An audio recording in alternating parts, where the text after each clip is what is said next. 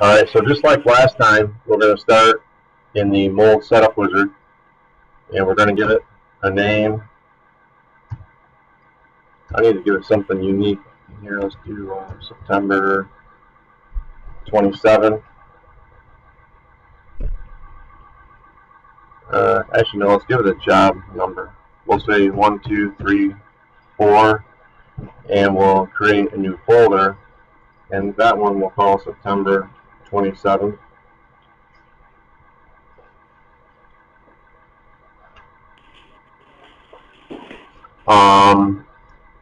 I'm going to select a layout part. This basically determines the number of parts in the job, and let's take a look at where that's going to be created. That looks like a good spot, so we'll say OK, and this of course will build the assembly structure.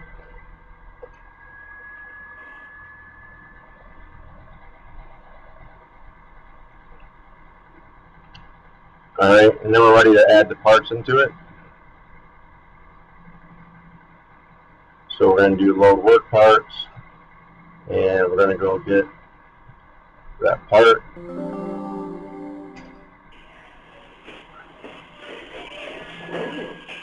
And we can set the shrink rate right now if we want to. And say OK. Then we're going to place one here and one there. Now, this is a good example of where that part's not coming in the molding position. So we're going to say edit the work UCS. And we're going to get that tipped in the line of draw.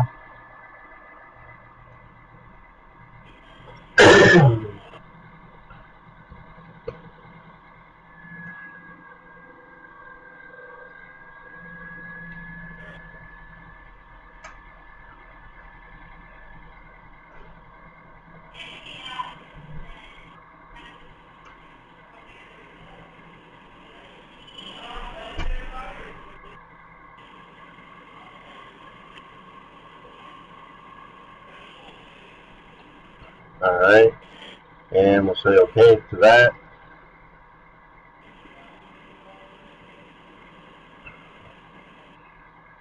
And then we got to care about the orientation.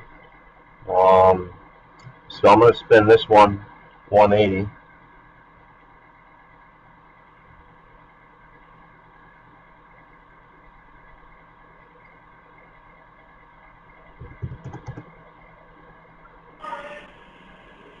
And then I'm going to go to my setup table, and I'm going to bring these guys a little bit closer together.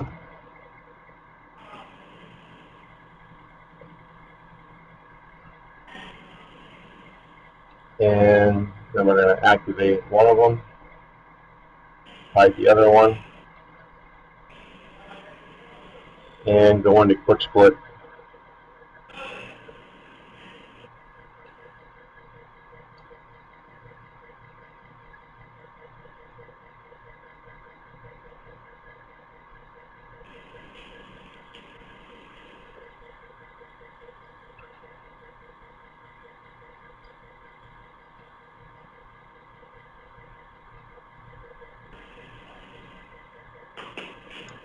Alright, now I'm going to take a couple of liberties just based on what I've seen yesterday. I kind of assumed that that back split belonged on that side, even though it's not drafted right. I needed some meat there, you know, to attach this to. And let's see.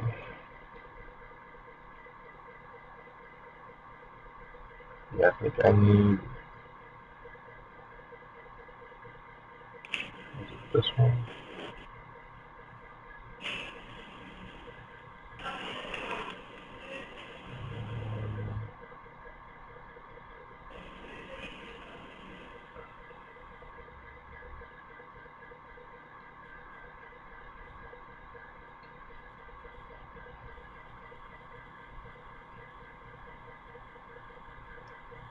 Alright. Yeah, so it looks like Maybe those do belong down here. Let's see. No, this one is not. Okay, I see what I'm doing. All of these guys need to stay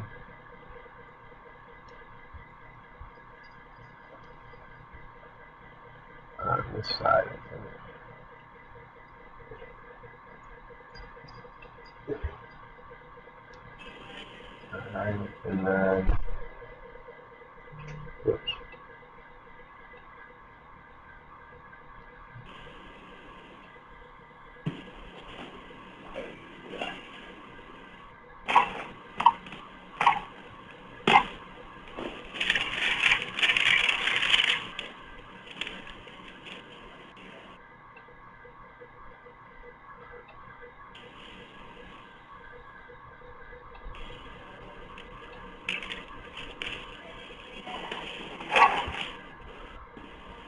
Okay, there we go.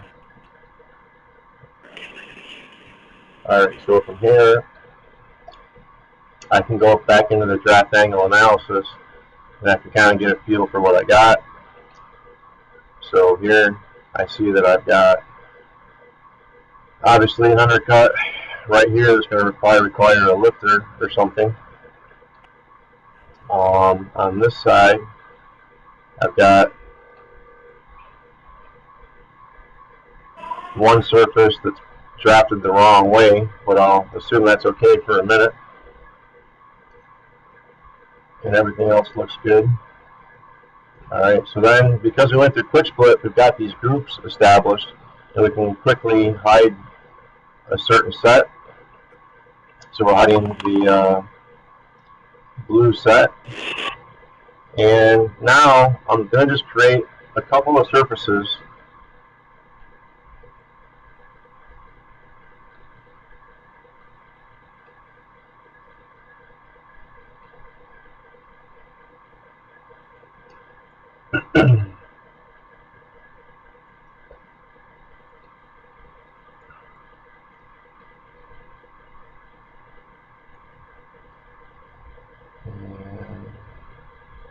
And a couple of blend faces.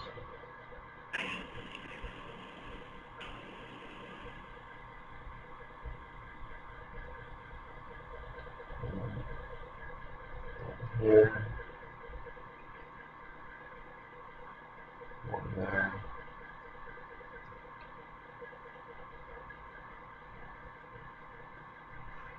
One here. Okay, and I think that will be enough to then go into faces.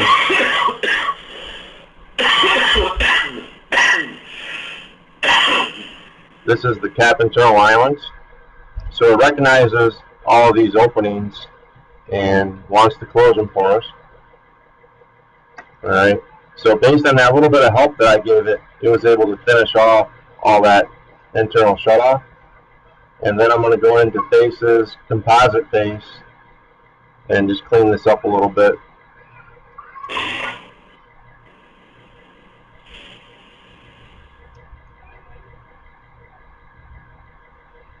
Okay.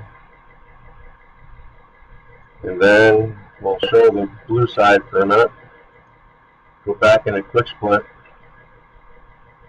and assign our parting attributes.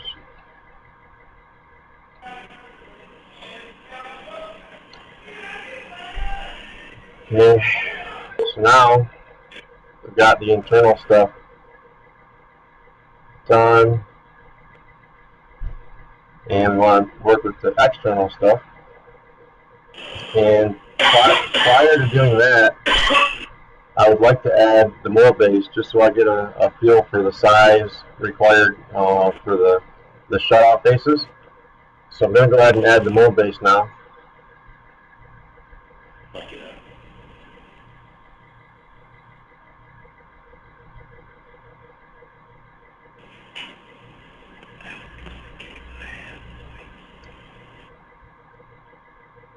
And let's see, we want to take like a 2 3/8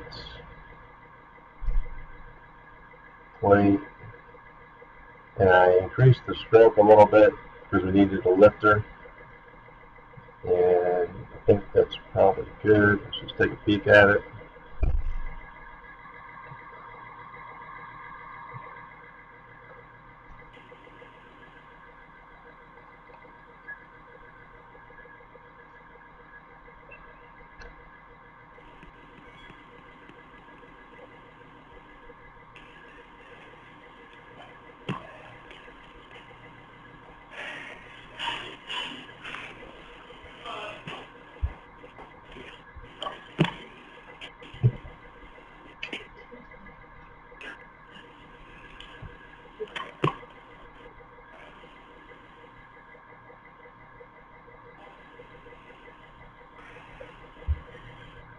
Alright, so now I'm going to turn off the A side for a second. And now I care about the height of these parts against the parting line. So I want to turn off this plate for a second. And I'm going to measure from the mold base parting line to the part parting line, and I see that I get 0.1337. I can kind of highlight, do a highlight, Control C to capture that number, and then we're going to go back into the parting layout part, and we're going to adjust these parts according to the layout UCS, and we're going to put Control V and Control V. That gets our parts up to the center of the mold base. And let's bring the B plate back and go to a top view. Alright, and then we're going to activate one of these guys again and go to the sketcher. We'll add a reference being this center plane, and I'm drawing a parting surface that just will be bigger than whatever insert I drop in there. I don't really need to dimension it, but for sake of good habits, I'll throw some dimensions on it.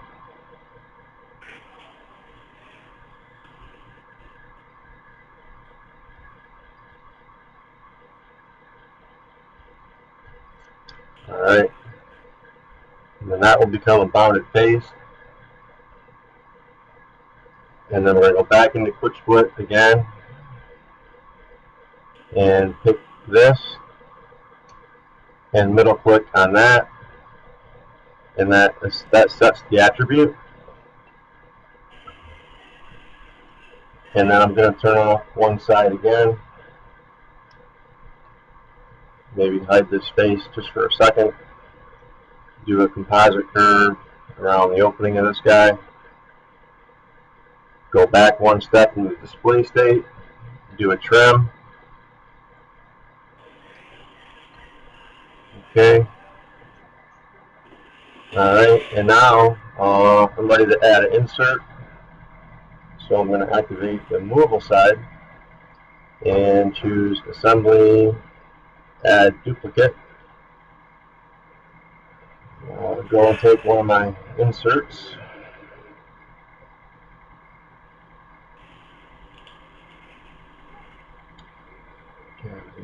Or insert sharp. Place on base. I don't want to see the B plate. So we're actually placing it on the support plate on center.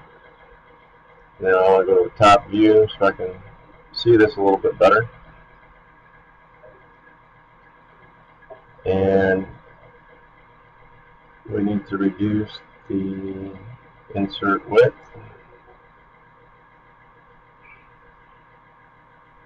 And the length.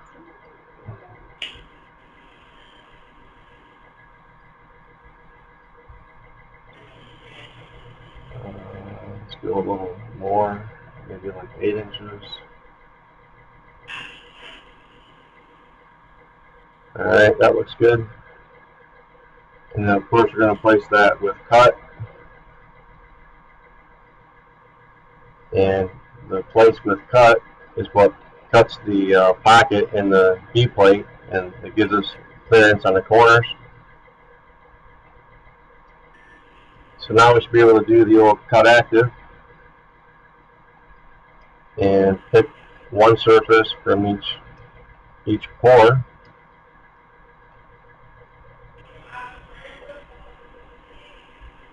Alright, and let's see, let's hide the parting surfaces. Alright, so this is in fact the insert. We can look at that by picking on this and say hide everything else. Whoops, that didn't work out. Hold on, it can't be active in that file. I want to be active at the assembly level. Then pick this one and say hide other.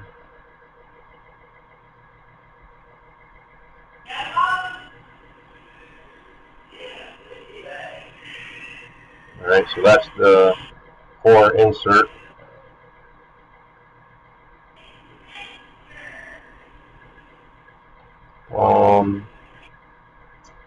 Yeah, so let's interrogate this little area here. So here we have an undercut that we know we need a lifter at. So let's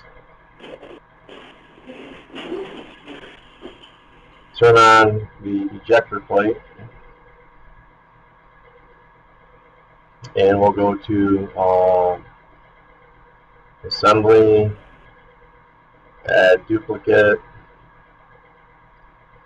and go to the lifter catalog.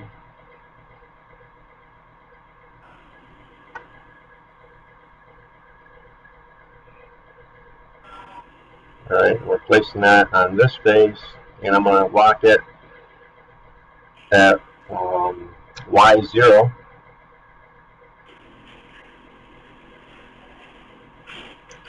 I don't know why that's going in upside down, but we can spin that. I wonder if this is it. Yeah, there we go. Okay, and that lifter needs to travel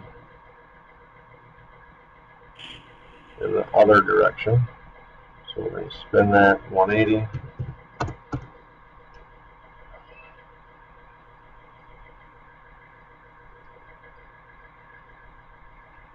And now we're going to just take this guy and slide him over. So I don't think I care for that angle, but it's a pretty steep angle for the shallow undercut that we have. So if I choose edit leading dimensions, I can change the drive angle, and probably 10 degrees would be sufficient here, I think.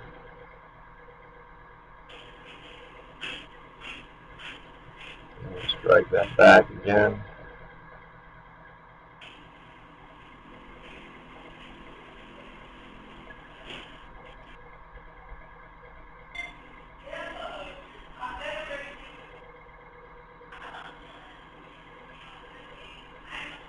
Now I'm going to put a value on this so that we can come back and change it later if we want to tweak that distance. But I'm going to say like 2 inches and 80 thousandths is probably pretty close. Oh, wait a minute, I went the wrong way. Let's go 2.1 maybe.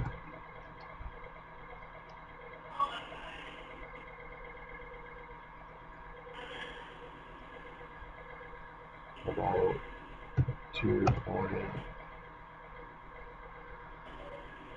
Let's see. 2.08.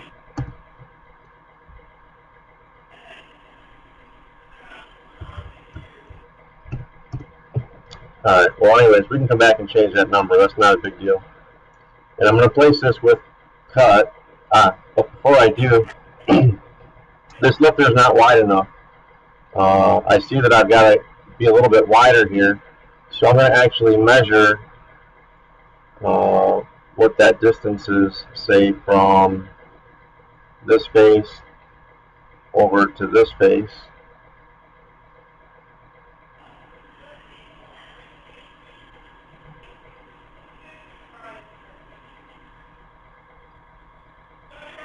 Alright, so that's 294, and let's just see what we are from this edge to this edge. That's 297. Alright, so I think I'll go 298 in order to catch all of that. And when I'm adding the lifter, we can click on Edit Leading Dimensions, and we should be able to access. Oh, wait a second. Gosh darn it! I used the wrong command. I gotta start over on this lifter, but it'll go fast. I should have been using Add from Catalog.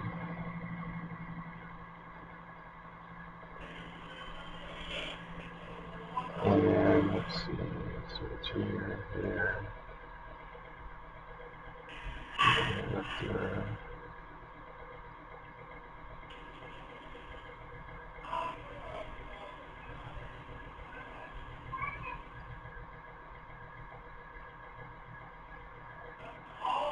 So same thing, place on face, we're going to snap it right there, then we're going to drag it.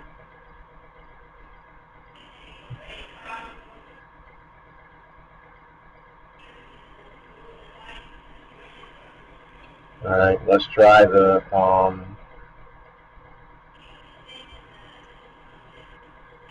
edit parameters. Yeah, here we go. Okay, so this particular lifter comes in a couple different widths, 260 or a 385. I'm just going to call this non-standard, and I'm going to punch in the value that I need. I think it was like 296. 296. And say OK.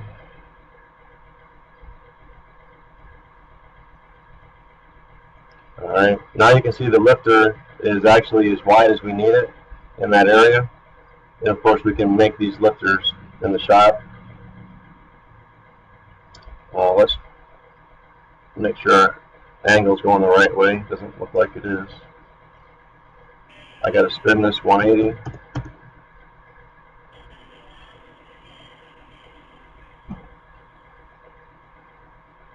Yeah, sorry, this is taking a little while.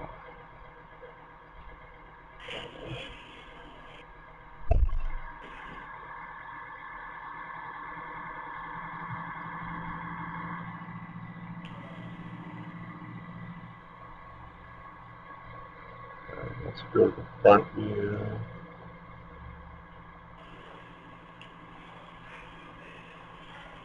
Let's see what angle is that on.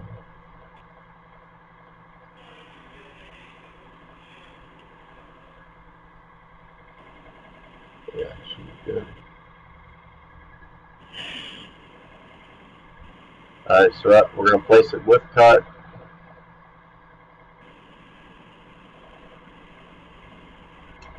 Alright, and so that actually cuts the hole. Let me hide that for a second. It cuts the hole in the core, but we've also cut away all of our part definition, which is a little bit weird. So the way that we handle that is we turn off the B side and we leave the lifter on, and we show the parting area again. And now we're going to use a cut lifter command. We pick on the lifter being cut, and we got to pick on these faces.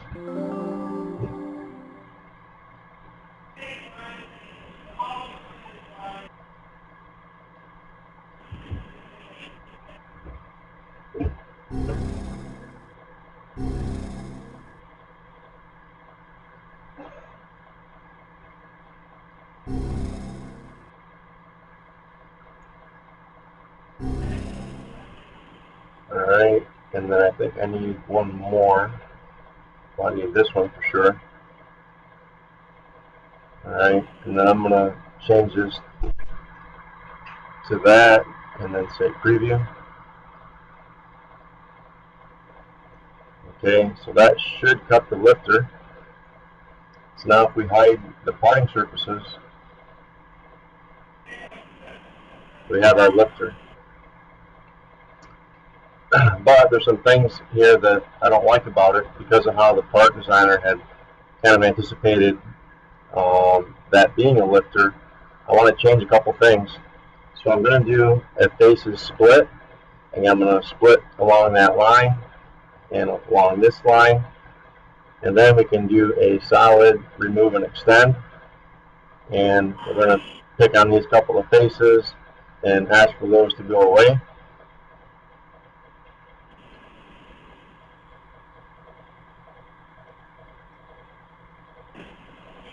And just like that, the edges are cleaned up.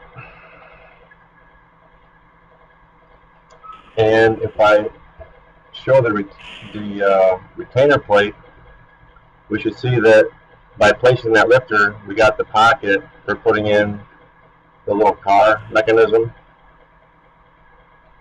And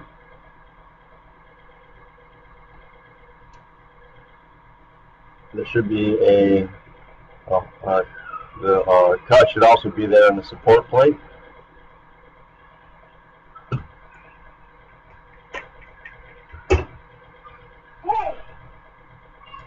Alright, so let's see. I want to hide that lifter for a second. Oh, I need to get at the assembly level and then hide it. Alright, and there's our pocket through the support plate. Let's turn that back on, and then we'll show the core insert.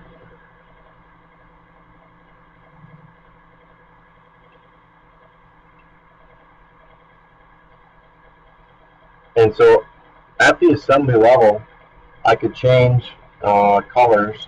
So let's say that I wanted to make this blank a solid color. I can easily do that in order to show that a little bit better as where the lifter area is.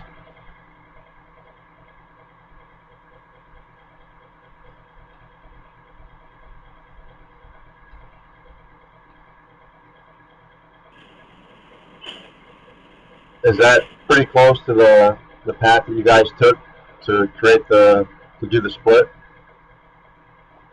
Yeah, man, it looks awesome.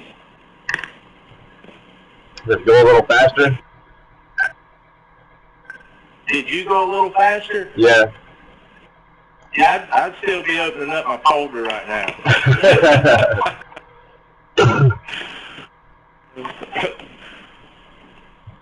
All right. What else do you want to do? You want to put some water in it? Do you want to put some ejector pins in it? Do you want to switch over to the electrode? No, don't worry about that. Just build me an electrode and just assume that we need that geometry, that definition, just exactly like what you see it. Okay.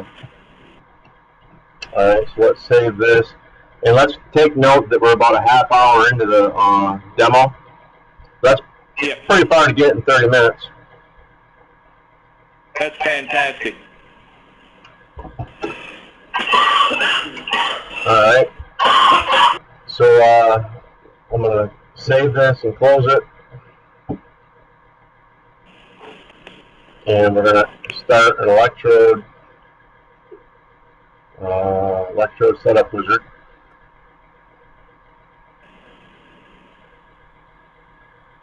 And let's go to Cimatron documents, prospects, Lawrence.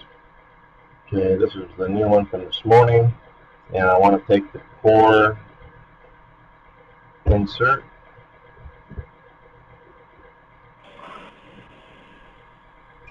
Okay.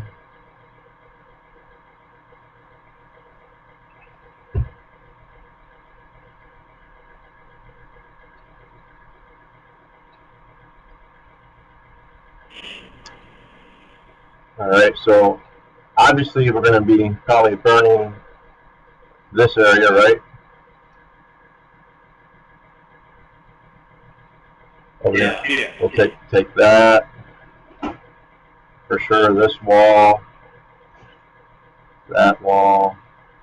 So it looks like we're going to have probably an inner electrode ring. Yeah, we'll catch all of this on the inside with one, and then probably one on the outside, and see where we end up. We might need a third. Does that sound right? Yeah. Okay. Alrighty, so let's see. Where's our UCS? We got our UCS, our work coordinate systems on the bottom of the block. Would you prefer to have the trodes touch off on the top? Yeah. Okay, so we'll do UCS by center of geometry and pick the high point on center. And we're going to activate it. And let's name it EDM.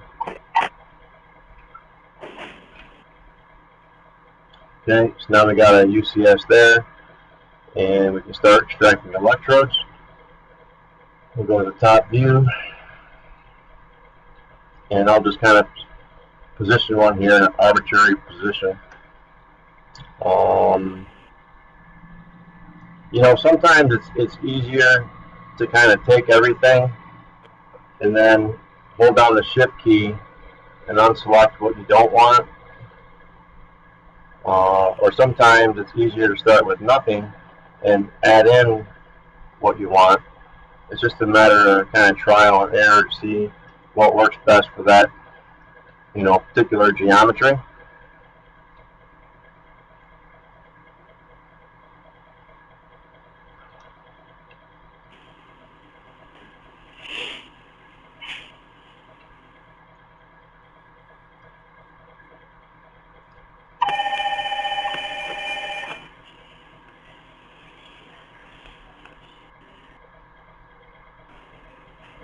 So that looks about right. Pick these, pick that. Alright, is that looking right so far? Yeah. I think so. Alright, and then I'll do a fit in center.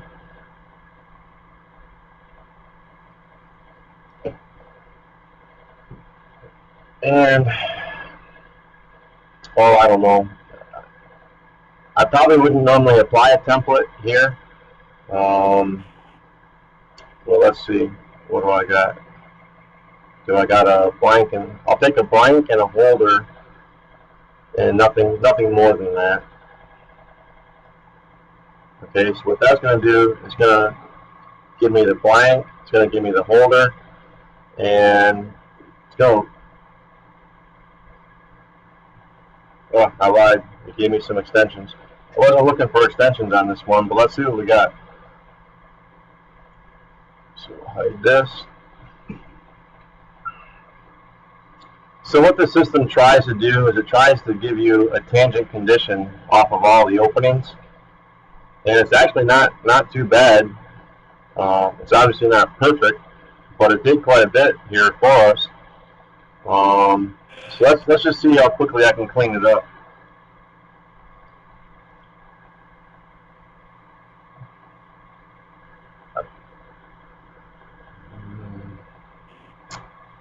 That's kind of a tough call here. Let me see. Yeah, I think we'll keep that one, and we'll throw away this one. Oh, hell. So throwing away that, throwing away this one. And then I'm going to do modify by sketch and just drag this edge out. Modify by sketch and drag this edge out.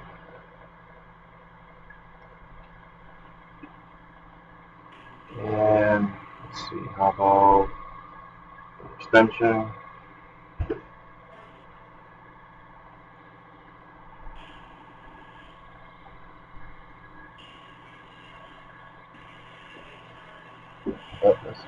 extension. Well, maybe it'll work. Let's see. Tangent to point. That's not too shabby. So here I'm just bringing that one down to meet this common plane. And the same thing over here to a point, that point being right there.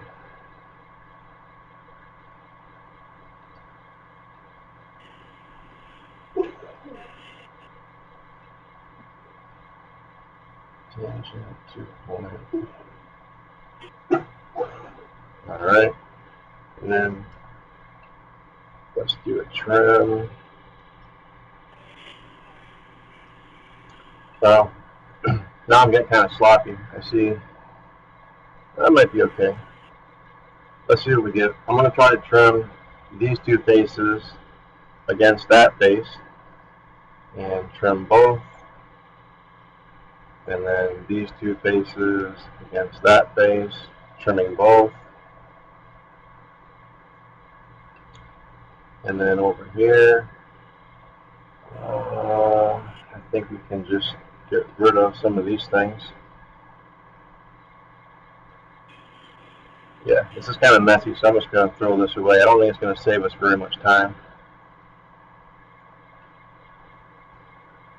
I'm going to throw away these two pieces.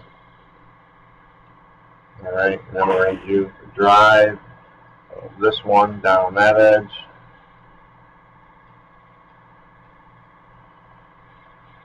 Same thing here. Alright, and let's try a composite curve.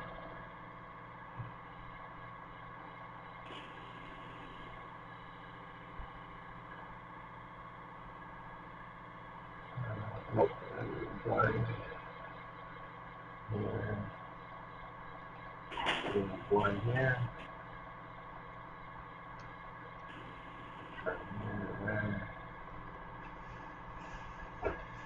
Alright, composite curve across this whole opening. And my composite curve can be forced to stay along an open edge. And it should.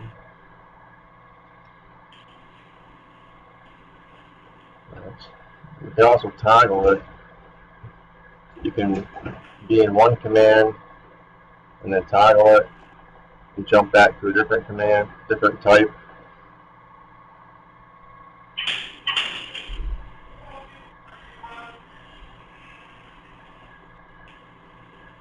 Okay, should give me a bounded face.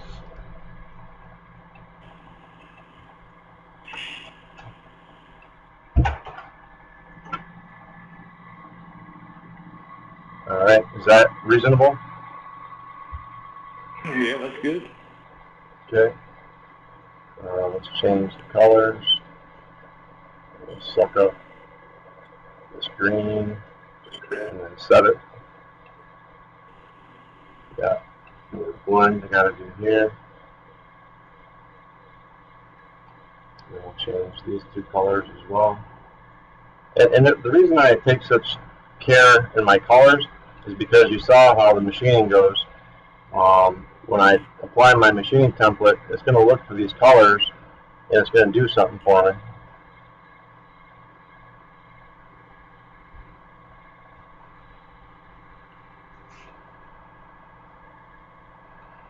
Alright, so let's go ahead and save this one. And then we'll do another one. I don't know, was that much faster than how you did it the other way? Yeah. Alright, good. It wasn't my best work. Well, I appreciate what you're doing. I understand that you're just rushing through it, and that's what we want. Yeah. Just show us the high points of it, you know. Yep. Yeah, you know how it is. Anytime you do something 2 or 3 times, you always find a way to improve on it. And I hadn't practiced none of this electrode stuff. Alright, so let's unselect the inner edge now.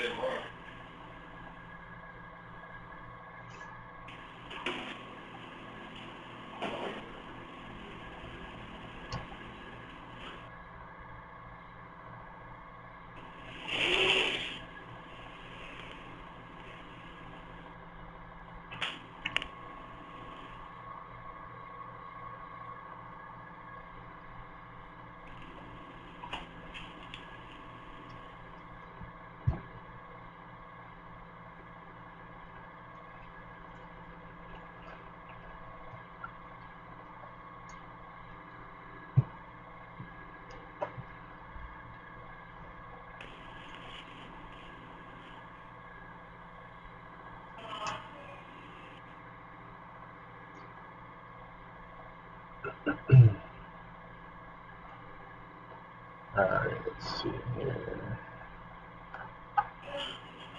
Oh, hell, I did screw that up.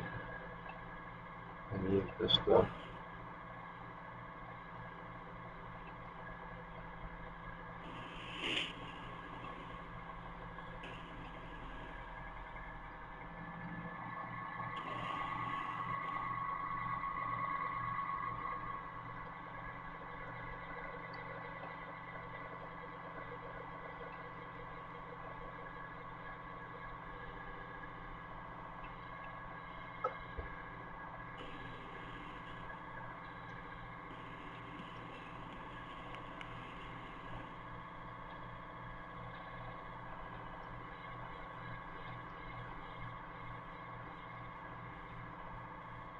Okay, so that's good enough for now.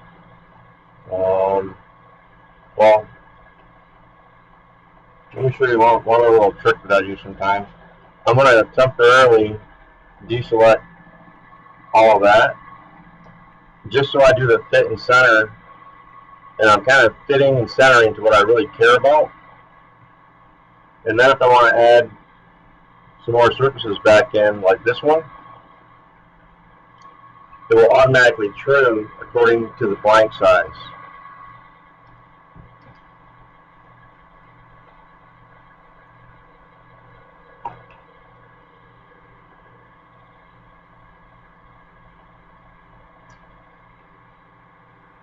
Alright, I think that looks right. I mean, if I'm missing something, I can always come back and change it, so it's not a big deal. We don't get it right the first time. But I'm going to go ahead and take this. We'll do the same, apply template to it.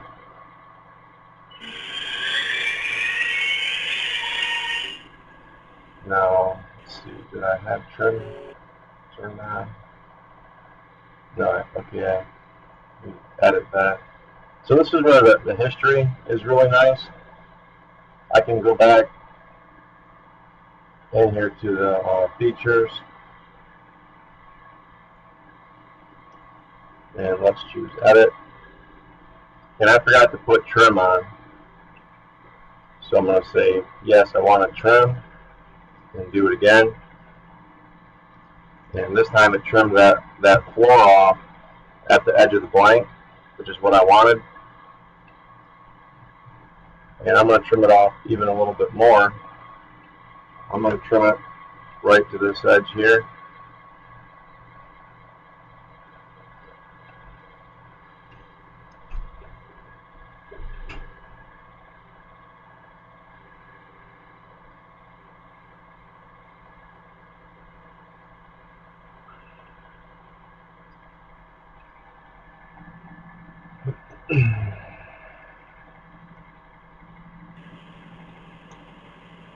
Alright, looks like I'm going to be eliminating these ears because they're going to be a problem. So I can just do a remove geometry and pull these ears off.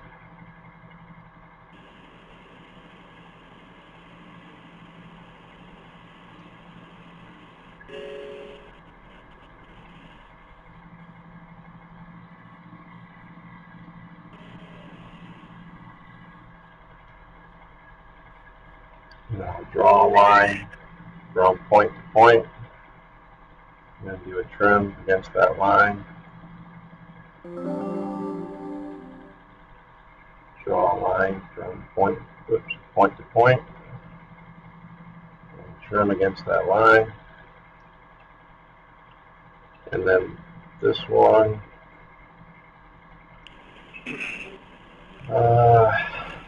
Probably can go here and drag.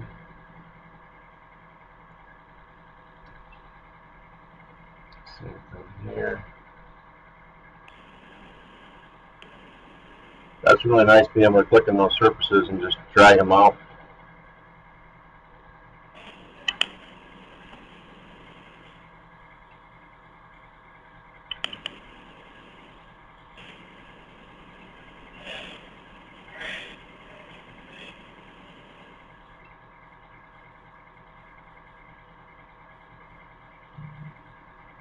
Alright, and then this one, probably will be, and this is just from experience, I know that it'll be easier to redraw this one than to edit that boundary because of the odd shape that it has.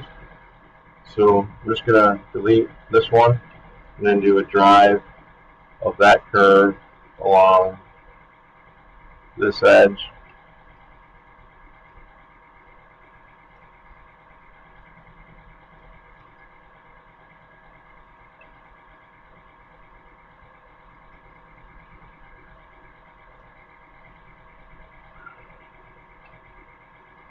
Alright, and then this one needs to be extended. I'll try the extension. Whoops.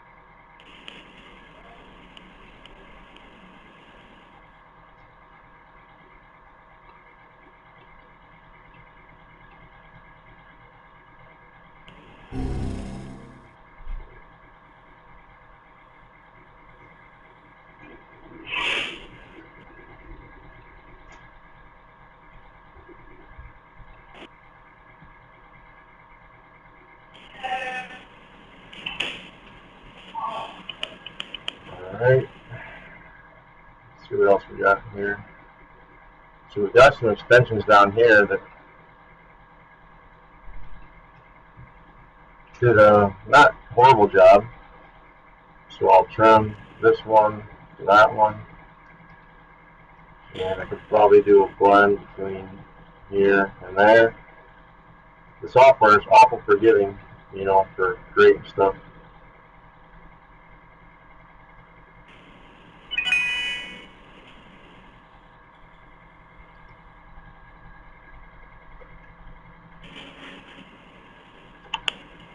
Alright, and then let's see what we got here. Probably a drive.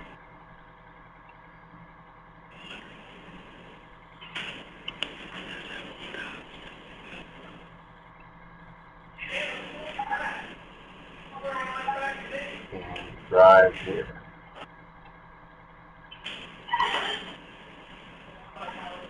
Alright, now I'm going to do a composite curve.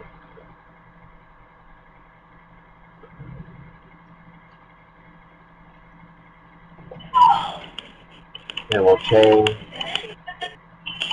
around this lower edge.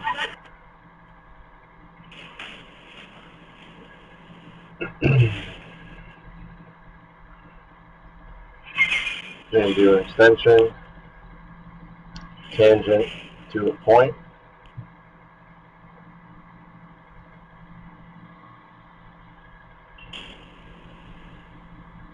And I probably would stop it there. I mean, we can continue this down to the floor, but I'll show you why I don't bother doing that anymore, because I used to. I used to continue that right on down to the blank, but there's some advantages to doing it this way that I would like to point out.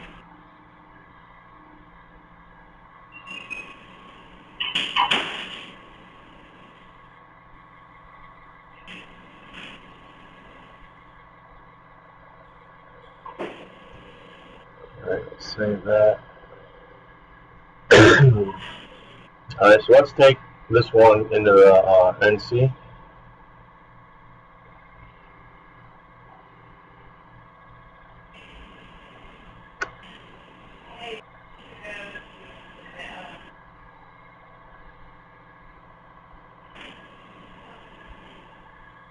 Alright, and we'll apply a template.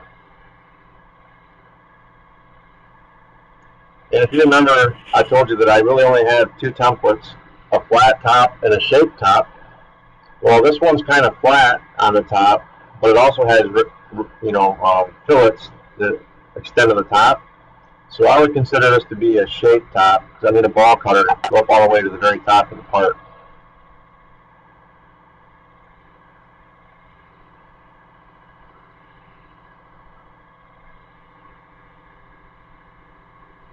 we're going to take the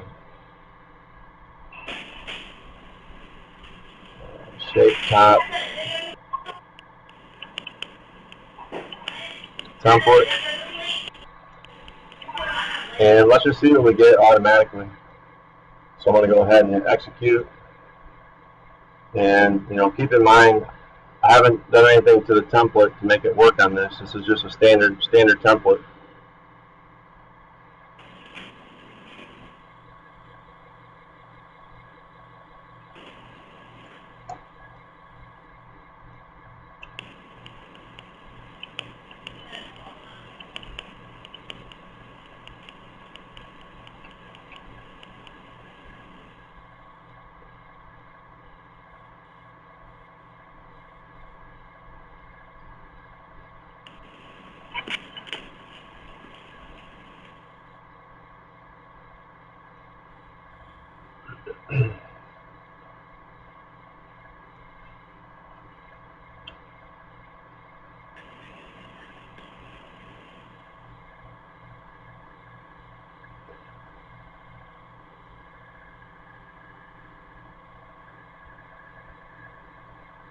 Alright, so it's just about done, and let's kind of see what we got here.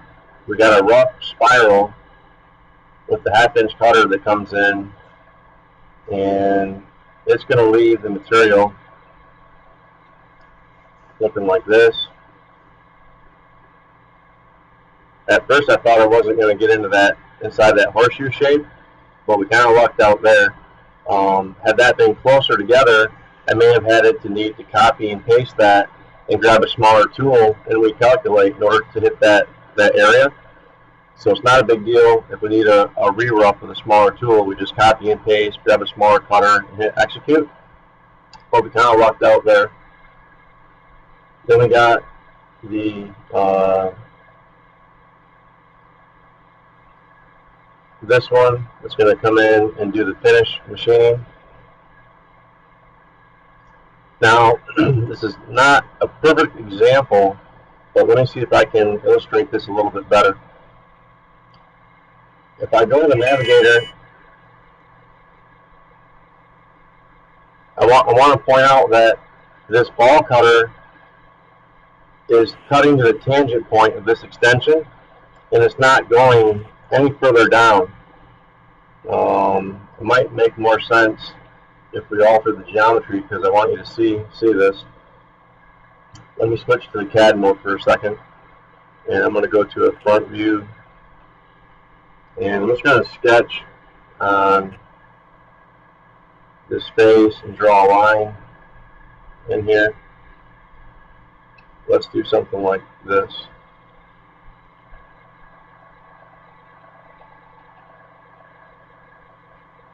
And then we'll do faces, trim these guys against that line.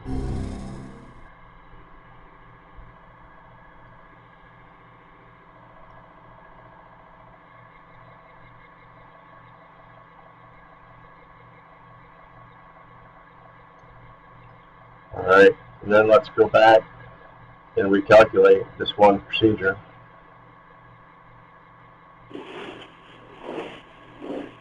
Oops.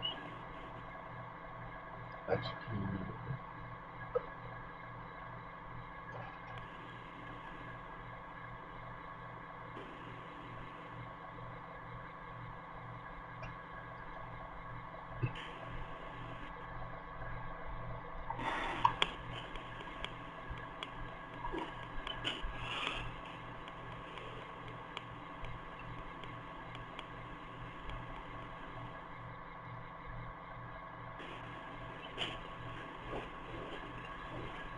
Alright, and let's have a look at the result.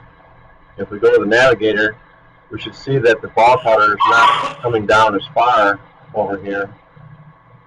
It's stopping at the tangent point of that lowest extension. Can you see that? Yeah. Yeah, so imagine, I'm sure you've done a lot of electrodes where the extension might be on a 45-degree angle. And you go to machine it, and you're wasting time finishing that extension all the way down to the blank. It might be an inch, 2 inches, who knows what it is in length, right? So this is maximizing the machine time efficiency on the electrodes automatically. We're not waterfalling down that edge. The last point of contact with the surface is where the finished machining stops. Now, of course, we can change that and say, yes, I do want waterfalling, but it doesn't happen automatically that way. So that can be a real time saver, and it also saves the life on the tools because you're not doing that tool up, finished machining areas that don't matter. All right, now let's look at the remachines. So here we got a remachine there. As I said before, as I turn these light bulbs on, we should see the distance getting less and less as the tools get smaller. So this is tipping down all the way with a 20 thousandths ball cutter. And let's go to the navigator on this one. And we should see there's the standard 20 thou ball. And right about here, it needs a longer tool to finish up. Then it will go grab that longer tool automatically within that one procedure. But it's pretty damn good for automated programming. And of course, I'll give you guys all my templates, make it easy for you to get up and running. I can send you a file where you overwrite all your defaults to be like mine so that all the colors are ready to go with the machine templates that I have. And don't forget, the overburn is a snap. If I'm highlighted here at the top and I want to change the overburn, I just go up here to edit, spark gap. It always takes me longer to find it than to do it.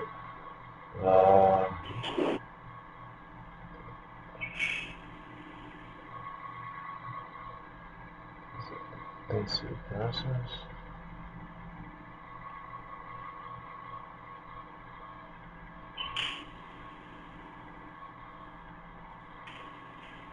There it is.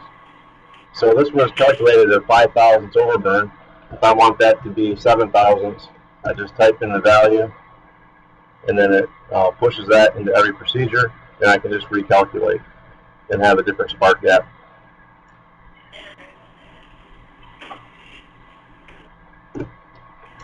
Let's go back and do the drawings real quick so we can include that in our time study.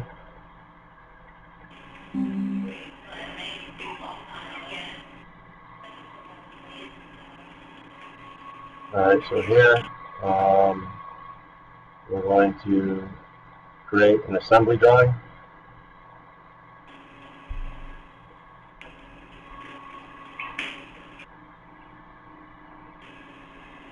And of course that gives us our burn map for where the electrodes are going. It gives us the isometric view of each electrode and a little table.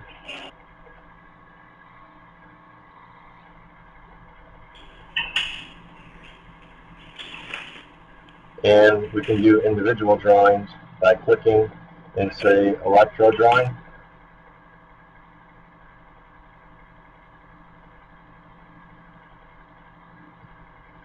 And that gives us our inspection drawing and our burn drawing.